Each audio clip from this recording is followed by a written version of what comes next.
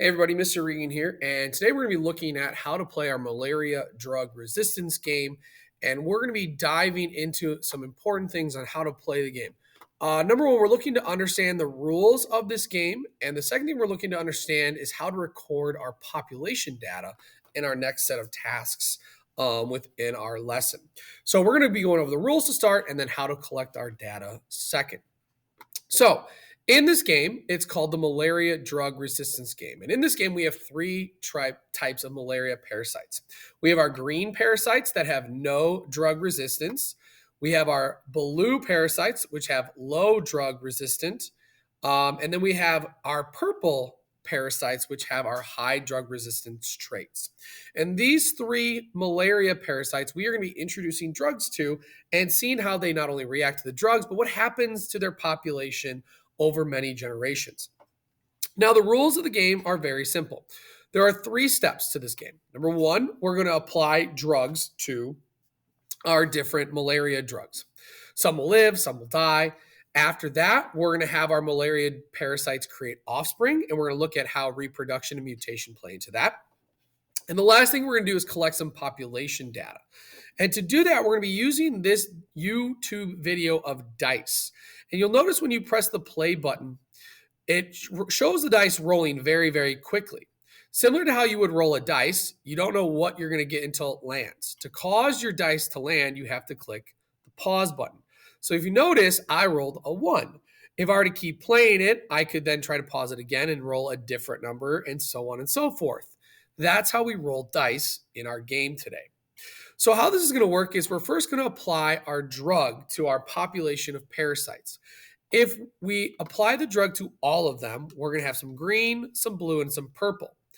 When we apply our drug to any green parasites, 3 out of 4 of them are going to die because they have no drug resistance.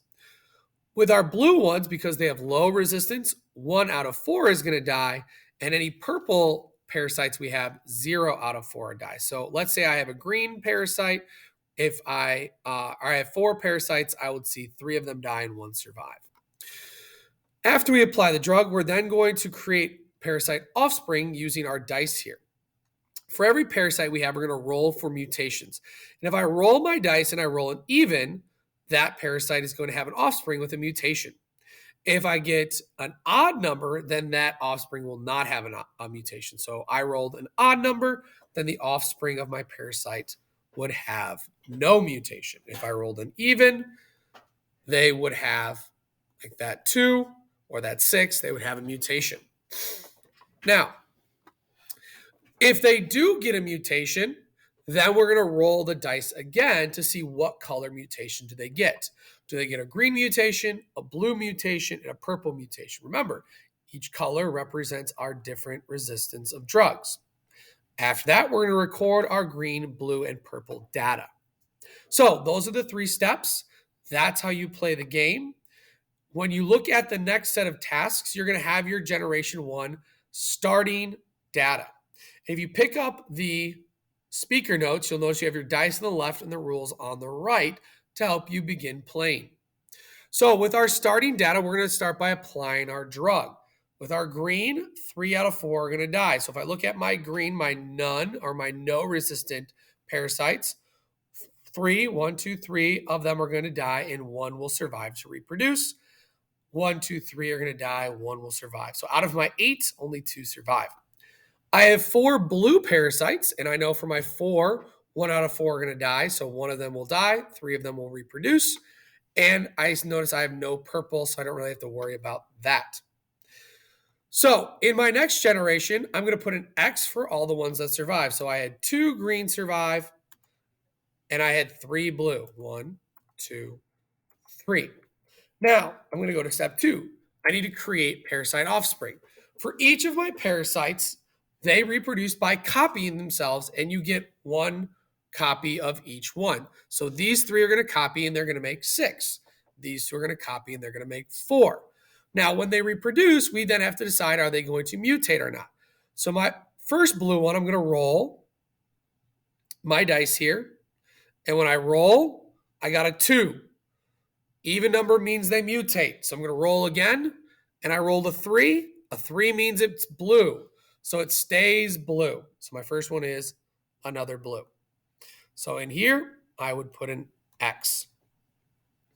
So that's my first one. Here's my second one. I roll, pause. I got 5. It's odd, so no mutation. So that means I put an X in blue. Because remember, if they reproduce, the parents give their offspring the same genes.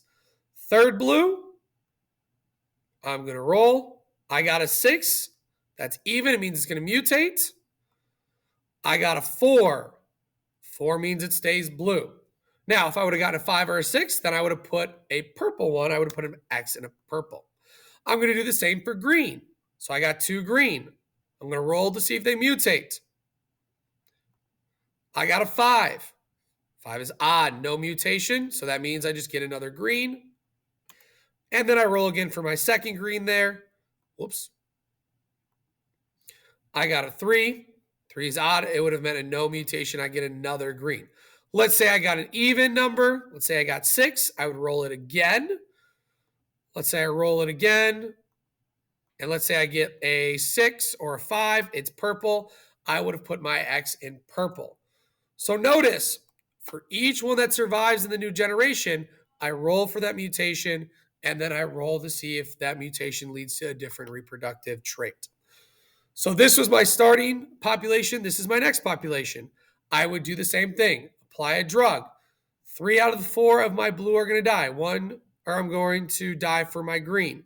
I only have 3 here, so I'd probably only keep 1 of my green.